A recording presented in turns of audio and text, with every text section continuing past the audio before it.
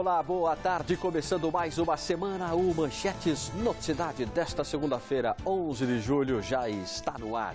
Vamos aos destaques de hoje. Números atualizados do combate ao Aedes aegypti em Sorocaba. J. Abreu. Foi divulgado hoje o balanço do encerramento do chamado Ano Dengue, que contabiliza as doenças transmitidas pelo mosquito Aedes aegypti entre julho de 2015 e junho do mês passado, junho desse ano mesmo. Veja agora os outros destaques de hoje. Romaria de Aparecidinha reúne milhares de fiéis que percorreram 17 quilômetros até o santuário dedicado a Nossa Senhora Aparecida em Sorocaba. Uma missa fechou a celebração de fé e esperança. O povo vem aqui atrás da figura materna. Isso que é o bonito de tudo. Dia da pizza, da tradicional às mais modernas. Os sabores são inúmeros para a alegria dos apaixonados por essa delícia. Os clientes falam que ele já fez mais de 1,5 milhão de atendimentos. Hoje você vai conhecer o seu João Batista, barbeiro que guarda com carinho a coleção incontável de lâminas de barbear.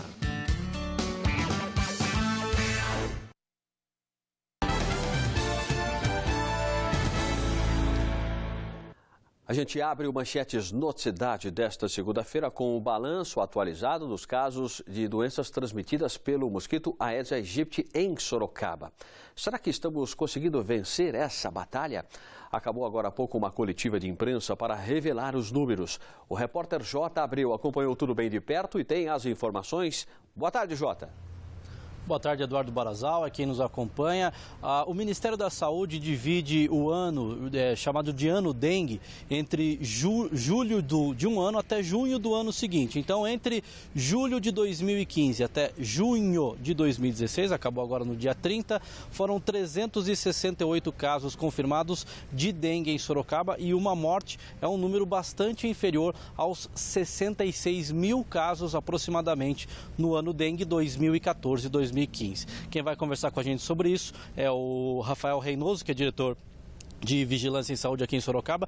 Esse número é bastante inferior e bastante animador para a cidade, não é mesmo, Rafael? Boa tarde. Sim, com certeza, porque no ano passado tivemos quase 67 mil casos de dengue e esse ano tivemos, em relação a esse número, insignificante. Porém, temos a circulação da dengue na cidade, temos a transmissão da dengue e tivemos um óbito esse ano dengue. Agora, no caso da chikungunya e do zika vírus, que também são doenças transmitidas pelo Aedes aegypti, como é que foi a situação da cidade nesse ano dengue? Chikungunya tivemos 17 casos, todos importados, zika vírus 13 casos, 1 autóctone e microcefalia não temos nenhum caso registrado em Sorocaba. Nessas duas doenças, nenhum óbito, né? Nenhum óbito. Agora, continua que 60 agentes de controle de endemias foram contratados pela Prefeitura em março. Eles continuam um trabalho de prevenção, né? Sim, as ações de combate ao vetor pela área da Vigilância em Saúde, elas não são interrompidas. Pelo contrário, tivemos um reforço de 60 novos agentes que permanecem no cargo público, não serão demitidas ou não serão desligadas da administração. Entram nessa briga aí de continuar esse combate, essa luta de prevenção, né? Sim, com certeza. E principalmente não só removendo os criadouros, mas conscientizando a população de que ela tem que fazer o papel dela a cada 7 dias para evitar o mosquito. Evitando o mosquito, evitemos consecutivamente as 3 doenças, dengue, zika e chikungunya. Agora, a gente também falou hoje nessa coletiva de imprensa sobre as doenças respiratórias, né, dessa época do ano, entre elas a influenza, né, e especialmente a síndrome respiratória aguda grave, que é esse quadro respiratório complicado. Como é que tá a cidade em relação a esse assunto, Rafael? Em relação às síndromes respiratórias agudas graves, Sorocaba, não diferente do país, teve um número consideravelmente alto dessas notificações. Tivemos 204 notificações por síndrome respiratória aguda grave, sendo que 41 delas foi por o vírus influenza A H1N1 e tivemos 39 óbitos, sendo 11 óbitos por A H1N1. Ok, obrigado pelas informações então, Rafael. Só reconfirmando então, no caso da influenza H1N1, 41 casos confirmados, foram 11 óbitos. Voltamos aí com você, Barazal. Tá bom, obrigado, viu, J. Abreu, ao vivo com a gente. Olha, um homem de 22 anos foi preso com 22 tabletes de maconha na rodovia Castelo Branco, em Itu. De acordo com a polícia, ele estava em um ônibus que saiu de Foz do Iguaçu e ia para Santos. Isso foi agora de manhã, hein? Agora há pouco. O entorpecente foi encontrado em 2 caixas acústicas.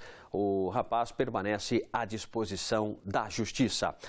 Tráfico em Tatuí e Jundiaí. Morte em acidente de trânsito. Confira os destaques policiais que marcaram o fim de semana em nossa região.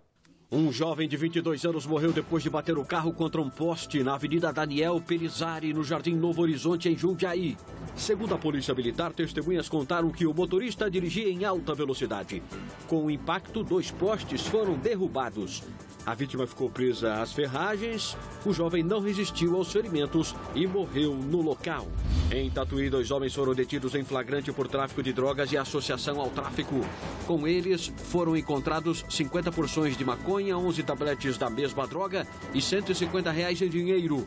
No local próximo à abordagem dos policiais, foram encontradas mais 202 porções de maconha, 122 pedras de crack e 68 porções de cocaína. Em Jundiaí, 130 pinos de crack e cocaína, além de 20 porções de maconha, foram encontrados na estrada municipal do Varjão. Os guardas chegaram ao local após denúncia e, com a ajuda de um cão farejador, localizaram os entorpecentes. As drogas foram apreendidas, mas ninguém foi preso.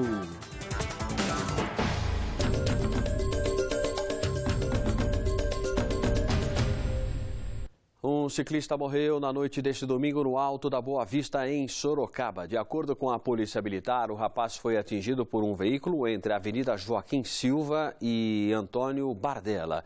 O motorista prestou serviços e a vítima foi levada ao conjunto hospitalar de Sorocaba, porém não resistiu aos ferimentos. E a seguir, mudando de assunto, Dia da Pizza, para comemorar, vai uma pizza aí? É o que vamos mostrar daqui a pouco no Manchetes Noticidade.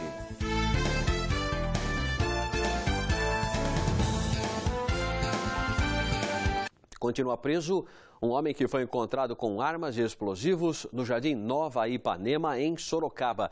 De acordo com a Polícia Militar, uma equipe recebeu uma denúncia anônima e o suspeito foi abordado apresentando uma carteira de habilitação falsa. Durante a vistoria na casa do suspeito, os policiais encontraram 3 explosivos, 23 munições de fuzil, vários objetos usados na explosão de caixas eletrônicos, como detonadores, carregadores, máscara de gás, pé de cabra, além de celulares, botas usadas por policiais e dinheiro. O suspeito está no CDP de Sorocaba. Então, agora vamos falar sobre as providências que serão adotadas para tentar resolver a questão de pacientes com problemas psiquiátricos em Sorocaba. Com o fechamento de hospitais especializados neste tipo de atendimento, os pacientes foram deslocados para o chamado CAPS, Centro de Atenção Psicossocial. Você que nos acompanha sabe que, na semana passada, um paciente matou um técnico em enfermagem quando iria receber em casa a medicação. Você está lembrada disso? O caso levantou a questão do atendimento a essas pessoas. O modelo atual é o correto? Pessoas com problemas desta natureza podem ficar sem um hospital psiquiátrico? Vamos fazer o seguinte, vamos voltar a conversar com o repórter J. Abreu, que tem algumas informações sobre essa questão. É com você, J. Pois é, Barazal, o TAC, né, que é um termo de ajustamento de conduta, foi assinado pela Prefeitura de Sorocaba, também o Ministério Público, o Ministério da Saúde, o Governo do Estado, enfim, vários entes públicos em 2013 para esse processo aí de desinstitucionalização, que é a retirada desses pacientes que ficam morando por muitos anos nesses hospitais psiquiátricos. Eu conversei hoje com o secretário da Saúde de Sorocaba, Francisco Antônio Fernandes, aqui durante a coletiva de imprensa dos números da dengue, e ele disse que esse paciente que se envolveu nessa situação era um paciente que passava por internações de curta permanência. Portanto, segundo o secretário, não era um paciente da desinstitucionalização. Ele não fazia parte desse processo. Ele, há anos, então, no caso da desinstitucionalização, são pacientes que vivem durante anos, às vezes décadas, nos hospitais psiquiátricos e precisam ser reintegrados de maneira gradativa à sociedade. segundo o secretário, a gente vai ver uma entrevista dele, ele acredita que esse processo de encerramento dos hospitais psiquiátricos é uma via sem volta, não tem mais como voltar atrás nessa situação. Vamos ver o que ele falou. O fechamento dos manicômios é ponto pacífico, não há como voltar naqueles tempos. A existência de leitos hospitalares para tratamento de crises é uma necessidade que deve ser discutida dentro do TAC. Temos um número de leitos hoje pequeno para toda essa população da saúde mental e a discussão de como fazer a desinstitucionalização dos pacientes complexos. Há necessidade de uma discussão de como o poder público, de como o Ministério Público, como o Judiciário vê a necessidade de uma rede um pouquinho mais reforçada para poder dar atendimento adequado e digno a esses pacientes. Olha, segundo o secretário, ele ainda disse que a Prefeitura está pedindo para ainda esta semana uma nova reunião envolvendo o Ministério Público, também o ADRS, que representa a saúde no governo do Estado, o Ministério da Saúde, ainda para essa semana, para uma discussão ainda melhor deste caso da desinstitucionalização, para saber como estruturar melhor essas famílias, enfim, os pontos, segundo ele, são algumas linhas de desinstitucionalização, também os recursos humanos empregados para isso e ainda, é claro, o financiamento. Barazal, voltamos aí com você. Na verdade, Jota, exatamente, me parece que isso é o mais importante, não essa questão teórica de TAC, etc. e tal, isso daí para as famílias não importa isso aí. O que importa é que uma família que tem um doente com saúde mental evidentemente problemática, uma família ela não consegue sozinha lidar com isso, lidar com esse paciente, tratar desse paciente, não é, Jota? Então o poder público, o agente público precisa dar um encaminhamento para que efetivamente esse tipo de problema não aconteça mais, porque oxalá não aconteça, não é? Mas de repente, sei lá, alguém com um surto, pode que não seja um enfermeiro que vá fazer o atendimento, mas sei lá, de repente na rua possa provocar outro tipo de problema, não, Jota? É preciso realmente tratar essa questão de uma forma, sem essa coisa teórica. Ah, o Ministério Público, não sei quem, não tem hospital, não sei quem. Isso aí não interessa. Para a família que tem um problema desse em casa, isso é o que menos importa. O negócio é resolver. Não, Jota? Exatamente, Barazal. A família precisa de um suporte necessário para saber como lidar, né? Às vezes nem a própria família sabe muito bem como lidar com esse paciente aí de saúde mental. E é importante, então, que o poder público consiga dar esse suporte. Se vai ser num hospital psiquiátrico, se vai ser num CAPS, independente disso, as famílias precisam desse suporte. É verdade, é o que a gente espera, viu, Jota? Obrigado pelas informações. Vamos mudar completamente de assunto agora, porque segunda-feira a semana está começando e aqueles que gostam de culinária, evidentemente, lembraram que ontem, domingo, foi comemorado o Dia da Pizza. Da tradicional às mais modernas, com novos formatos e recheios, tem para todos os gostos. E eu, particularmente, adoro. Roda o VT. Pizzas modernas e com estilos diferentes da tradicional redonda. Aqui o cliente pode escolher na forma de estrela, raquete ou canole. E os sabores são os mais diversos possíveis. A inspiração veio de Nápoles, onde o chefe passou uma temporada buscando referências para então trazer receitas inusitadas para o Brasil. Tem até pizza sem molho, o que muitos por aqui ainda não estão acostumados, mas na Itália já é bastante comum. São pizzas que vieram dos antepassados deles, então veio de pai para filho, essas pizzas diferentes. Para comemorar o Dia da Pizza, eles fizeram uma receita com almôndega. O cardápio também oferece uma opção em que a pizza aparece da entrada à sobremesa. Os clientes aprovam as inovações.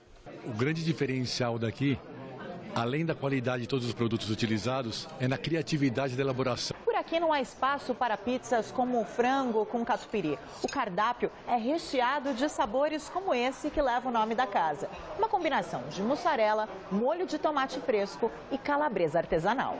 O cuidado com a decoração, com mesas cobertas por toalhas quadriculadas e garrafas no teto, remete o freguês a Nápoles, berço da receita da velha e boa redonda, com bordas enormes e coberturas sempre caprichadas. Nossa clientela foi toda feita com base nessa tradição, com base no que era mais familiar aos imigrantes italianos. Tradicional ou moderna, o certo é que no Brasil todo dia é dia de pizza. 1 milhão de redondas são vendidas diariamente. Só o estado de São Paulo consome mais de metade delas. Então, bom apetite!